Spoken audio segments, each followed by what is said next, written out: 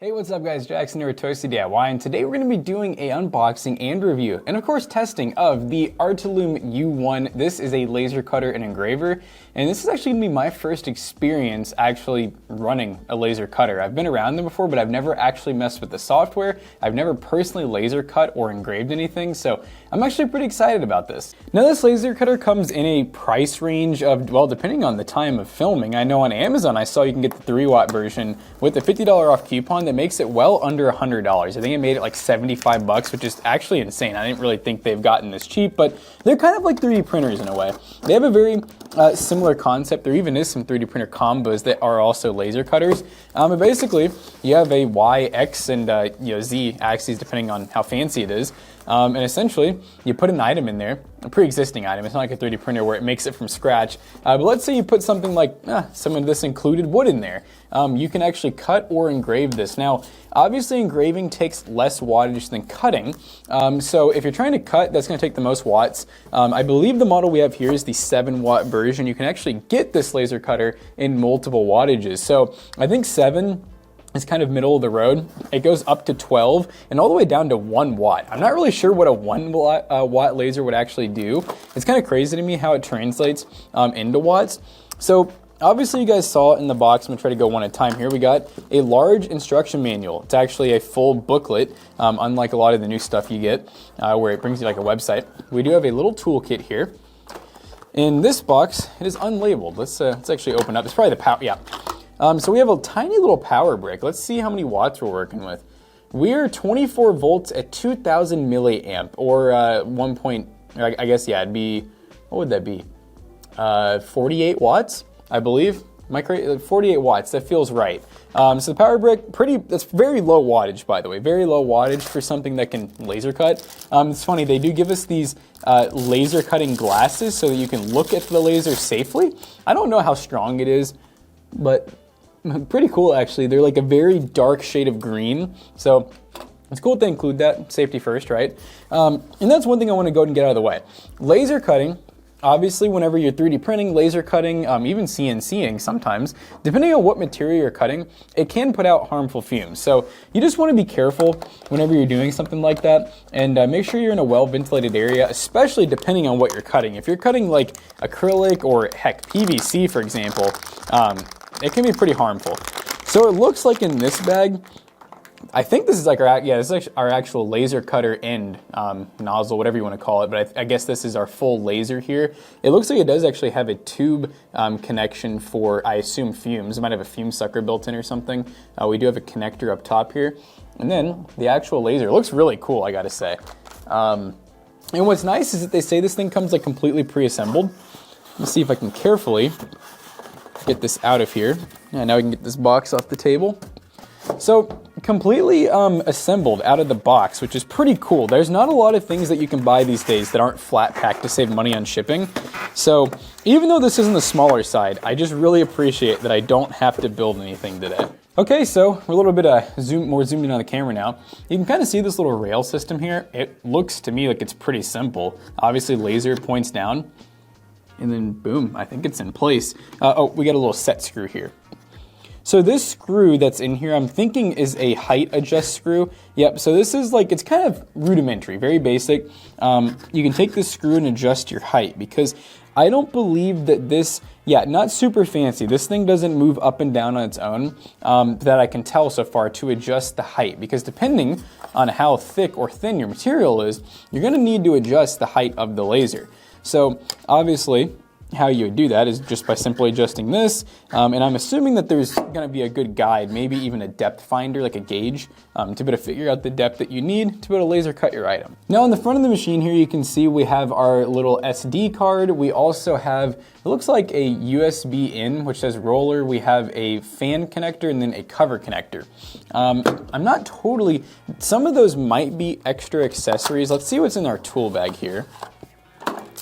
Oh, okay, there actually is there's a good amount of extra stuff in the tool bag.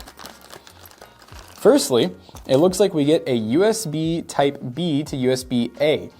So that is so that I'm assuming, I bet that's gonna go, it's gonna plug into one of these probably. Let's see. I'm just doing this with this little with as little instruction reading as possible as I do. All right, so I'm gonna show you guys where we are at so far. So you guys saw, we got the 3D printer unboxed. This right here is just a whiteboard upside down, by the way. I got the, did I say 3D printer? Laser cutter. Laser cutter is set up on the whiteboard here just as our backing so that we don't cut through our nice table. And so the first thing you're gonna do is take out this SD card. This, by the way, is a 4 gigabyte SD card. Big storage. We're gonna put it into that included USB thumb drive. And then, let's see, we're gonna plug it in. And when you plug it in, this is going to have some stuff on it. So, and you notice it's kind of in order. So we're gonna go to Windows, you're gonna go to Driver, and you're going to install this driver. This is the driver, they called it driver because it helps drive the laser cutter. It helps it communicate with the laptop or PC or whatever it is. There's also the software, which is CutLab. Now, the one that I ended up downloading was the Laser GRBL, Laser Gerbil, Laser Garble. And as you can see, I've already kind of started playing around with it. I wanted to kind of get a little bit of knowledge before I went into this blind. So I did go pretty blind. I literally just, I think I've done 2 laser cuts. So my first one was this. This was supposed to be like a gauging wheel for different cut depths, but I think the way that I had downloaded it as an SVG file, I think it just cut everything at one depth, and you can see it cut pretty deep. It can definitely cut through this pretty thin. It's only a couple, maybe 3 millimeter thick wood, if I had to guess, like 1/8 or something. And then this one, it very nicely etched the PC Bros logo. So let me show you. So the laser Gerbil software, laser gerbil, whatever it is, what you need to do is there's gonna be a tiny little connect button up here. So when you're not connected, oh, actually the printer needs to be on. Printer, I keep calling it a printer. Laser engraver. Laser engraver needs to be on. And if you press here, connect. So right now it is, I believe, not connected. Let's see, connect. There we go. And you'll hear the laser actually like turn on. You hear the fan turn on. And now you can do things like this. You can move the laser engraver. You can even do like a homing button. There's some other cool stuff like we can do. There's the home as well. You can hear it hitting the little clicks to let it know that it's there. This one's pretty cool. We can do turn on laser for focusing, and it turns on the laser really, really small. It turns it to 3% wattage, so very, very lightly. You can also do increases of 10% here. And yeah, you can fully move this thing pretty much wherever you want, all over the board. Now, what's really fun is we're gonna take a picture, right? So this picture, we have hit an end stop, and it did not. There should be another click or an end stop over there. It sounds like there's not one. Anyways, so we're gonna add this PC Bros photo. Now, when we add it, it's gonna basically let us change the overall look, because you gotta remember, with this being a laser engraver / laser cutter, you're only really able to do like one color in a way. It's on or off, and there's variations in between. You're not actually making color. You're literally just using the laser to engrave or burn basically certain amounts of material. So obviously wood and cardboard are great candidates for engraving, etching, cutting. Metal gets a little tricky because metal, you can't just really engrave most metals because it's too shiny. The laser just bounces off of it. That's where etching primer comes into play, or like laser paint, where you basically spray paint, and then the laser will actually burn the paint into the metal. Now, obviously, if your metal has paint on it, you can etch away the paint, and that works great as well. But yeah, so you can do all kinds of things. You can kind of play around with this. So let's just say I like this. This looks pretty cool. Actually, let's see. Can we bump up the brightness slightly, and we'll press next. Now, honestly, I have not fully understood yet. So we can change the speed here. That's our laser. We can change the power. So I see here, dynamic and constant. Before I did constant. This is where my knowledge falls off a lot. So you can see here, this is our image. We can zoom out. This kind of gives you a good idea on what it looks like. One thing that's really useful is if we do this, framing. So when you press framing, the laser is actually going to, I think we're hitting stop points. Let's try going home. Maybe, are we off the cutter? Okay, so we disconnected the printer, we reconnected it. I rehomed it. So I'll go ahead and do that again if you guys want to see. I think actually we're already at home, so I don't think it'll do it again. There we go. I don't know what happened there, but I got it unhappy. So if I click this framing, let's see if it actually works. Framing.